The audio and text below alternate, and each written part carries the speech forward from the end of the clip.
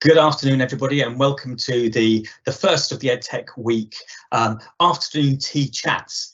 And we're really pleased to have three representatives of the demonstrator schools with us this afternoon, who are really going to have a chat with a number of questions, thinking about the idea that you've got your learning platform, you've just applied for the grant maybe, you've had your initial training, you've got your learning platform in place. So what now? What next?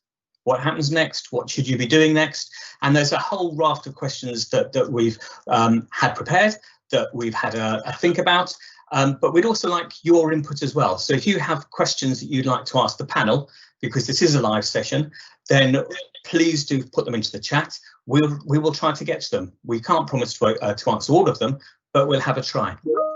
So the Demonstrator School programme, you may well know, has been set up by the Department for Education to help schools with remote education, especially in these times of coronavirus, thinking about how remote learning can be carried out effectively inside a school. And the best way for this to happen is to have schools helping schools. The three representatives that you can see in front of you here are all working in schools. They know the things that you have to deal with every day. They've been through it, they've done it, they've made the mistakes, they've had the problems, they've had staff members with coronavirus, they've had bubbles closed, they've had schools closed. They'll be able to give you a bit more information about their own circumstances. But the Demonstrator School programme is about 6 weeks of support from representatives that we see today, and it's free to any school that wants support. Lasts about 6 weeks, and if you go to the EdTech Demonstrator School website, you can always sign up for that support from across England. But we've only got 45 minutes, so let's get to a bit of chat. What I'd like to do first is if we just quickly go to Jo, and she can introduce herself, and then we'll go to Nathan and then to James. Good afternoon, everybody. It's nice to be here. My name is Jo Stone, as Tim said, and I work for Discovery Schools Trust and Kidworth Primary School, and I'm an EdTech demonstrator. Over to you, Nathan. Hi, afternoon, everybody. I'm Nathan Thirlby. I am the Director of IT for the same organisation that Jo works for, so Discovery Schools Academy Trust and Kidworth Primary School. And I work closely with Jo on the technical aspects of EdTech. Hi, I'm James Crowhurst, and I work for Elizabeth Woodville Primary School. I'm their EdTech lead practitioner, and I also look after all their IT as their IT manager as well. And we've been busy working with the EdTech demonstrator program with Google. Yeah, and my name's Tim Stirrup, and I'm the regional lead for the Northwest and the East Midlands for the Demonstrator School programme. So let's get to some questions. Let's start with a really easy one. What's the single biggest challenge that you think schools face as they start using their shiny new learning platform? I will start with Nathan, I think. In our experience, and from when we sort of started this journey, we hadn't, we're going back to sort of pre-lockdown, pre-version 1 lockdown. And for us, our biggest area was the knowledge of staff and teachers of actually accessing these, in our instance, Microsoft Teams. We had used in the past VLEs and everything that comes around those, but all of a sudden it was a very different sort of change and getting everybody up to speed with actually accessing those and becoming familiar with those. And then obviously, how does that look from a teaching aspect? The sort of pedagogy and how they could deliver what they were delivering in the classroom, or perhaps even alter how they were delivering that on a sort of a digital platform, and then obviously, as we know now, as remote learning. Yeah. Okay. So it's almost like a change management, a staff change management issue. Yeah. Okay. James, would you like to take that next? Yeah, absolutely. Yes. So just to reiterate what Nathan said there, really, it is about that change management and changing the ethos within the school to have that mindset and to be able to take on using the learning platform So again, from our point of view, we've been using learning platforms for the last few years, but not in the way that we've been using them for remote learning, for lockdown, etc. So it was about getting staff upskilled, making sure they're confident with using it, and making sure the children are upskilled in using it as well. So that was a really big challenge for us. And from talking to other EdTech demonstrator schools on the EdTech demonstrator program, one of the biggest challenges I think that schools we've spoken to have faced has been parental support with it as well. So they've had to really support parents with getting them using it. Okay, I think we'll touch back on parents. I think that's a really important issue, especially if schools haven't used learning platforms before, what we do with parents. I think we shall come back to that later on in the session. Jo, would you like to say what you think is the single biggest, knowing that single biggest issues have already gone? Yeah, I would probably just add that I think setting expectations as well for the school, making people realise that this is your online learning platform, it's your online learning area, so really making clear expectations and thinking about structures, whole school structures as well as classroom structures as well. And I would say taking a really consistent approach to those. And making people realise that that's what you need to do. You know, have a starting point, really come together as a team, sit down, consider what you want it to look like, whether it's Google or whether it's Microsoft.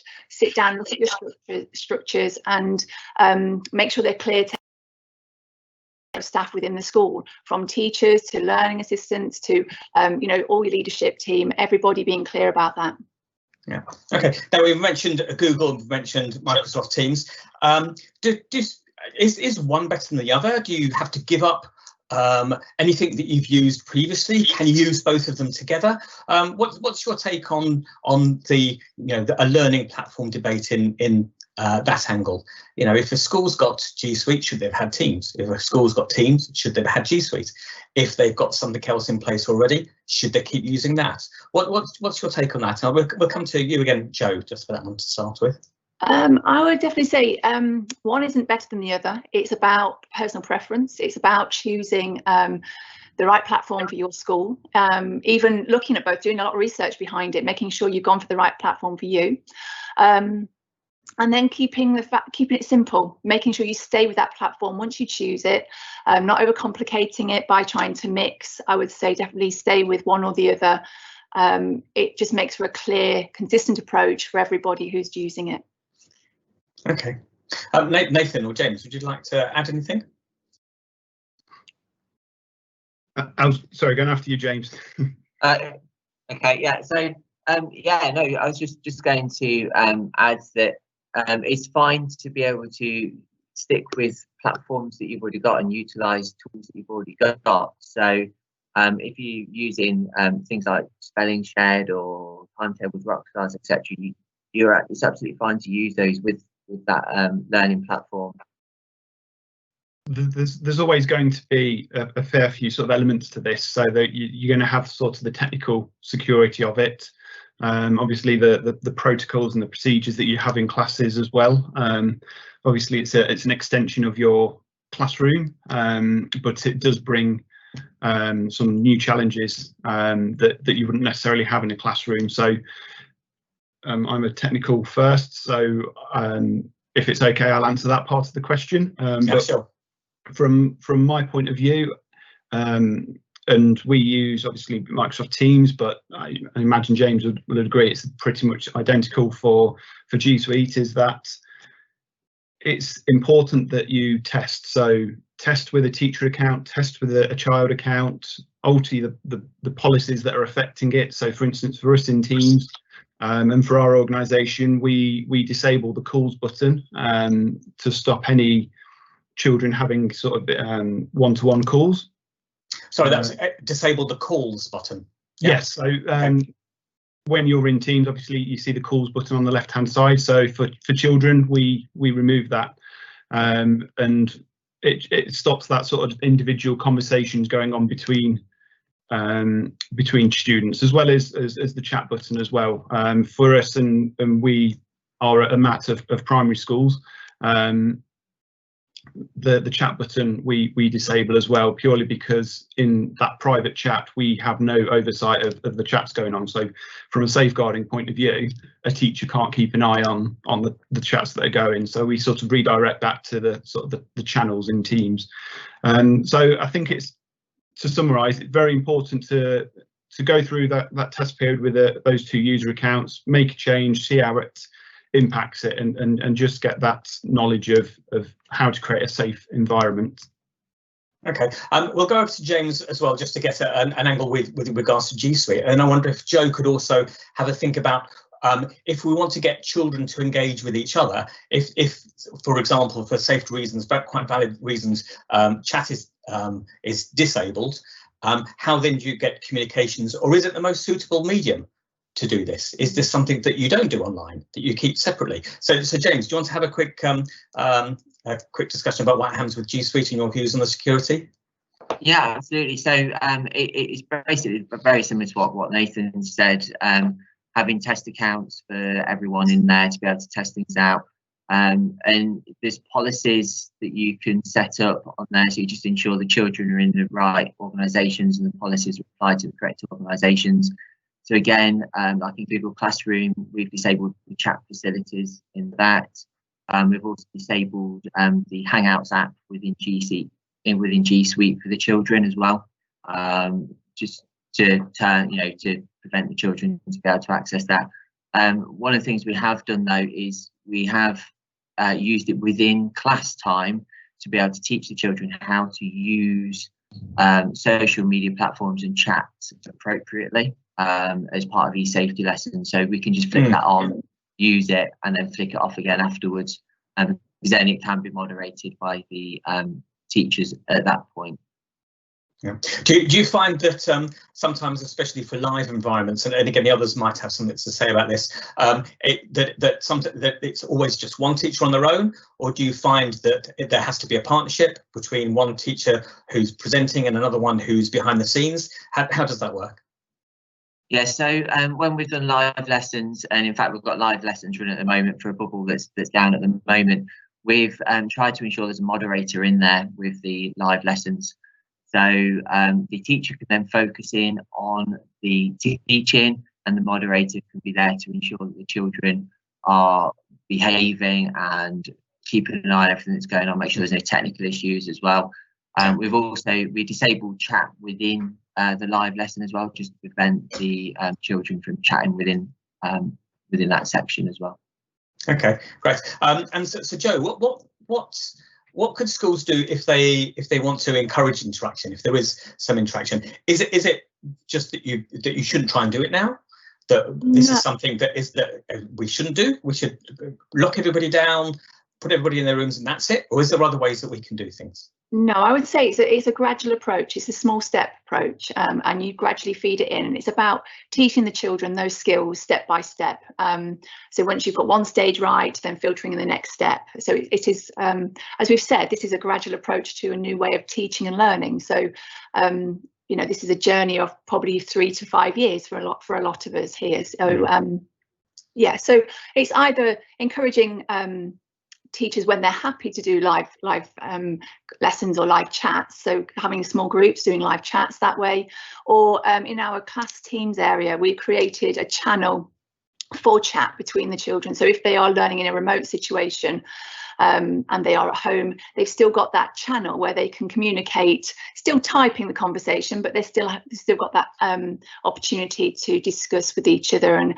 socialise online, which works really well. But again, obviously with the teacher consistently looking at that and making sure that everything is appropriately worded in those conversations. Okay. Now you mentioned 3 to 5 years. That's quite a long time. How what sort of implications does all this have for CPD, for staff training, for staff well-being? So how do you what sort of like CPD implications are there? How can you overcome these? And also how can we keep staff well? Can we use online systems to help well-being rather than just overload them so that they're teaching during the day and also doing loads of stuff at night as well? Yeah, I think that's why I mentioned that period of time, Tim. I think it's about realizing that it is a gradual journey, and so people's well-being then hopefully will be alleviated a little bit by realizing they've not got to do all of this overnight. They've not got to learn all of it all in one go. There is, for Microsoft, there is the Microsoft Education Centre for CPD, which is a great website to go to. There's training for all of the Office 365 apps on there, and that's constantly being updated. There are different courses people can take. They can become Microsoft Innovative Educators and Microsoft Innovative Educator Experts, trainers. It's a great place to go for CPD within school. But there's also, back in school, the opportunity to give staff meetings, inset days, in a gradual approach, you know, making with a in a reassured way, by being there for staff members that feel maybe a little bit uneasy about this, or just feel that I think a lot of the time it's a fear, and once that barrier is taken down, people realise that this is actually a really exciting thing. This is a great way to learn. The other thing we put into place in some of our in all of our schools is something called a blended learning champion. So that person goes around and supports other people within their school setting. It's that person that people can go to ask advice, and that person isn't necessarily fully experienced, you know, they don't have all the answers, but they're enthusiastic and really positive about devices and technology. So that really supports and members. Again, reiterating how to be champions within the school. So we've called them early adopters in our school, and they're people who go off and try new things and further their training. So like Microsoft have got their Microsoft Education Centre, Google have got an equivalent one. So you can become Google Educator if you want to. And other platforms have got their own doing that sort of thing as well, like Seesaw. I've got the Seesaw Ambassador Programme. But I think for some of these people, it's about taking risks and being allowed to take risks. So it's okay for that culture in school to allow them to take the risk and have a go at doing something. And if it doesn't work, it's okay. But then it's also about the early adopters to be able to instill the confidence into teachers within the school. Initially, we provided weekly time slots for staff as well. Just a small start. I'm not saying the whole staff meeting time. Just 10-15 minutes a week, just to be able to share experiences, share issues. And it does take time to bring all of these things together. There's a lot of CPD involved. And obviously, as these platforms are evolving as well, then things will change again. So yes, we're on a long journey with them. Yeah. But in 3 years' time, these platforms could look very different to how they look now. Indeed. Or you never know, maybe exactly the same. they could be. It's just all about constant training. A big question: cameras on or off? So if you're doing live lessons, do you have the cameras, for the children, on or off? So, and I'm thinking again of a conversation I was having probably 15 minutes before this session started, thinking about situations where you might have somebody in one house being able to see what's happening in another house. Is that something you need to be concerned about? Do you have cameras off? Do you have cameras on? And who'd like to take that first? Nathan, go on. We'll do the technologists first, and then we'll go on to the others. From a technical point of view, I think, well, to be honest, I think the main areas are obviously the safeguarding side of it. From a technical point of view, we found that it's very hit and miss about which of our schools and children and what devices they've got at home. Some children, if they've got siblings that go to the same school, they may have only one laptop in the house to actually access remote learning, which obviously then puts us on to, well, what other devices can we be using to access it? And they may not have a choice of whether the camera's on or off.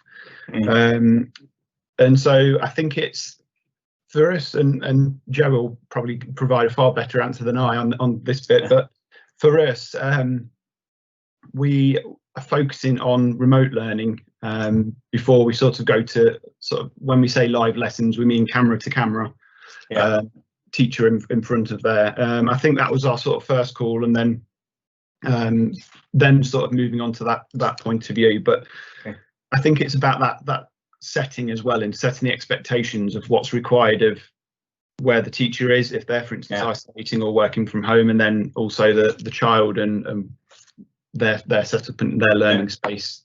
Their setup as well. Okay, Jo, do you want to add to that? Yeah, just add. Obviously, if the child can, and at home, if they can blur their backgrounds or put up a different background to protect, but I would say cameras on, just so you can see the engagement. It engages the children, and that engagement in the lesson is, fully seen by the teacher and the children. But I would say mics off unless the teacher asks questions during the actual lesson, and then afterwards, that could be elements of discussion there with mics on, but during the actual lesson itself, mics off, but cameras on. If they can't blur the background, then sitting with their back to a plain wall in the house, so that they're safeguarding their own home environment, because we're all obviously in that public arena online. Yeah. Okay, and James, would you like to finish? I think one of the things that everybody said before was about process and protocols. Is that one way around this, James? Yeah. So one of the things we did is we set up the protocols initially with parents. So we made sure parents were aware of how we wanted things to be done. So we did say cameras on again for the interaction, and also to be able to see what's going on. We've sent home packs with whiteboards and pens, so that the children can write on the pen and hold it up to the camera as well. But as Joe said, blowing the background, plain background again, that was all part of our expectations, which we sent home to parents initially as part of the letter about doing live lessons. The parents had to sign up to and agree to before we did the live lessons, and just setting out our stall really and how we wanted it to be done. And that was one of the things that we had the moderator in for as well. So if there was someone coming in the background that should be there, the moderator can quickly either turn the camera off for that person remotely or kick them out of the session if there's any issues. So really, as earlier on in the session today, repeated again, it's the processes and the protocols and the practicing and the making sure that you have everything in place to cope with any situations that might occur is really key. Yeah. Okay. Tim, sorry, could I just add to that as well? It's about those protocols as well don't just mean the parents and the school signing up to that, but also the children being aware of those protocols too, and making sure there's somewhere in that document where they sign to. Obviously, age requirements are need to be obviously assessed at that point, but I think it's necessary for the children to realise that as well. Yeah, and I think for those schools that are either are listening at the moment who are on the demonstrator school program, or schools that are thinking about being part of it, that all this kind of thing is the kind of support that the demonstrator schools can give, because again, we can be pointed towards some example protocols, example processes. That's great, but the demonstrator schools can also help in your situation, and I think that's really one of the key issues is that there's standard things, but how does that affect you in your school, with your situation, with your context, with the children, and the accessibility, for example, of devices. And I know multiple devices were just mentioned a few minutes ago. I believe that a lot of the remote learning can also be accessed through PlayStations and other game systems. Yes. Is that the same for both? Is that the same for G Suite and Teams, or is that really is that one of them that's uses those? It's used via the internet, so I'm assuming it would be both. I know for Microsoft Teams we've used a keyboard as well, so you can send home a keyboard, and children can also then interact with the platform that way too. Sorry, James. Yeah, no, that's all right. No, you said it. Yeah, you can, because they're web-based, they're accessible on web-based devices. So and there's a lot, they've all got apps as well on like Android and iPads, etc. as well. So in fact, I mean, my son was using a very old phone during lockdown to access Google Classroom and worked perfectly well, absolutely fine, no problems. Yeah, really good. How do you structure online classrooms in Teams or in G Suite? Things like naming conventions going up year on year. Do you use the same classroom? Do you change? Have you got any ideas or thoughts about that kind of structure for these learning platforms? So yeah, what we've done is we've set up the classes by the class names. So if they're in class 6C, then we've named their class 6C, and we've not added any teachers' names in there or anything on ours. And what we've also done on ours is just added the year that it is at the start as well, because obviously some years the class names might stay the same, but the children might change. So we just added the year in there as well. And then each year we've changed and chosen new set of new classes for each year, just to kind of make it a fresh start, really, for a fresh new year with a fresh teacher. And can they be set up through spreadsheets? So you don't have to set up Teams or G Suite through individual one at a time. You can set this up through spreadsheets or through some kind of synchronization. There's all sorts of different ways you can set them up. So I know from Google Classroom point of view, you can then set up via CSV spreadsheets. You can have synchronization with your Active Directory server within the school.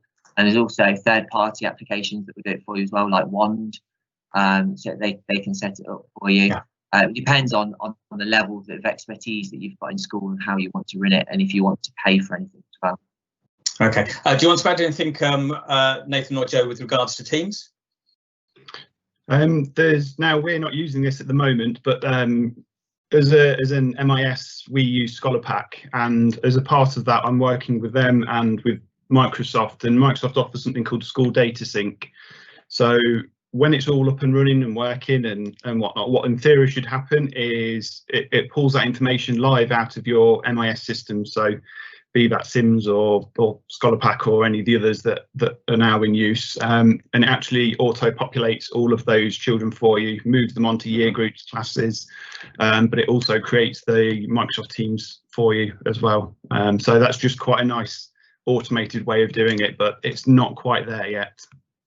Okay, we're having quite a lot of questions coming through. We're still with regards to security. So I've just got two questions to come back to security and live lessons. Firstly, is what advice is there something that people can do if schools are worried about pupils taking screenshots of teachers teaching? That's the first one, so there might be something, some advice that can be given there. And the second one is that if the decision has been taken that there is going to be no live lessons, what can you do instead? So using either Teams or G Suite, what could you use instead? If it's not going to be live synchronous lessons, what could you do instead? If you go to Joe first for that one. It's not live lessons, then pre-recorded lessons. We've been using PowerPoint. You can use Stream as well to record your lessons. You can either do that by showing through a PowerPoint presentation for your lesson, or you can actually obviously show the teacher scribing at a board and showing different things for the lesson there, or using a visualizer as well if it's an art lesson, so that they can actually see what is being produced on the actual paper itself on the table. So many ways to do that, but yeah. Okay, so you could also do, so you could do live lessons but not actually show the teacher as well. Yes, absolutely. You don't, yes, because the teacher doesn't have to be visible all the time. You can take the teacher off the screen, especially if it's a PowerPoint. You know, the PowerPoint will just be shown, and it's basically like a voiceover then. So you don't actually have to, visibly see the teacher. Yes. Okay, so there almost seems to be two solutions there. There's one solution where it's pre-recorded, like PowerPoint and audio, or whichever solution you need. I think some teachers use Loom quite a lot, and you have something which is pre-recorded and it's asynchronous. It's not live. But then you could also do a live lesson, but just not actually have the teacher on camera. So that could be a potential solution as well. James, do you have any suggestions on that at all? Yeah, I was just going to add in to what Joe was saying. Really, we've been using Loom a lot, so it's another piece of software. But it's free for teachers to get like a little upgraded package, which again allows you to record your screen with PowerPoint or any background. You can put on there, so you can have your interactive whiteboard software, etc. And it just allows you to record your screen. You can have yourself on there if you want or not. You can have it on or off. And then we've been putting those on as assignments. So that's been a video that we've attached to the assignment with the work and everything we do. Because you can't always do live lessons. It's not always possible. The other thing we've done with live lessons, we've had the teacher using 2 devices. So they've used an iPad as the display device so they can touch and interact with that. And the laptop so they can see all the children. So have two devices at the same time during the lesson. Okay. So they can keep track. And the teacher could turn their camera off if they were worried about screenshots of the teacher and stuff on there. Okay. Brilliant. Just got a slightly different question now. So moving off security and photos. We've mentioned before about there are different platforms. I'm thinking specifically about early years and foundation stage. How do you think learning platforms can be used or integrated? Do you think you should just stop using one? Do you think you should never use another? How do you think that should work with early years and foundation stage? I'll just come to James at the moment just to start that one off. Okay, yeah, so we're actually using 2 learning platforms in school. So we're using Seesaw for Key Stage 1 and EYFS. And also that's got everything all built into it, so the teacher can record their voice. It's got like an interactive whiteboard that can be recorded by the children or by the student. It's all in one platform with an app that can be accessed either via web or on a mobile device or tablet. And it's really child friendly. The children log in with a QR code, so it's really simple. Dojo is very similar as well, and Tapestry is in a way that the way we've used Seesaw as well is we've integrated slightly with the Google Classroom as well. Really nicely for us. Okay, Joe, do you want to add anything to that? Yes, we've done something slightly different, similar to what James is talking about. We use Tapestry in EYFS and Key Stage 1, and then Year 3 is kind of like our transition year into Teams at the moment for the older children. But Tapestry works really well for the younger year groups. With Tapestry as well, they've just brought out the child account. So in Year 2, we're really trying to embed that independent learning for those children, and they're logging on with their own little child account on Tapestry, uploading photographs and videos and reflecting on their work using that platform. Okay. Thanks. Nathan, do you want to add anything to that at all? What sort of challenges does that give for the technical concerns for the IT teams? It's just having basically different devices, and I think this is very, as James and both Joe alluded to, I think it's a very common way for schools to do it, is that for the younger years you tend to have tablet devices as opposed to a laptop or a desktop PC, and for us from a technical point of view, it's just making sure that we support those as best can be, and we make sure that the experience on those is as close as possible as it can be for other areas. I think one area to probably highlight is that probably since, I don't know, the original iPad was released, is that his children tend to come into school now with really good skills at using a tablet, but not very many mouse and keyboard skills. So it's a slightly off topic point, but yeah, it's just to make sure that they still gain those skills ready for when they go into the older years. When will we get back to normal education? What is normal education? I know. I think one of the key things here is about dissolving the screen now for us. It's about getting rid of the fact that the screen is there, and it's about realizing that we can learn in so many different ways now, in so many different forms. Education is evolving, and this way of learning and working is going to move forward, because obviously careers are changing for children now, and the future career market is very different, and they need to be ready for that. So we really need to start making an impact for them in education now. We need to be upskilled so that we can really teach them those skills that they're going to need later on in life. So this generation of children is already really immersed in technology, and we just need to really teach them that wisdom of how to use it,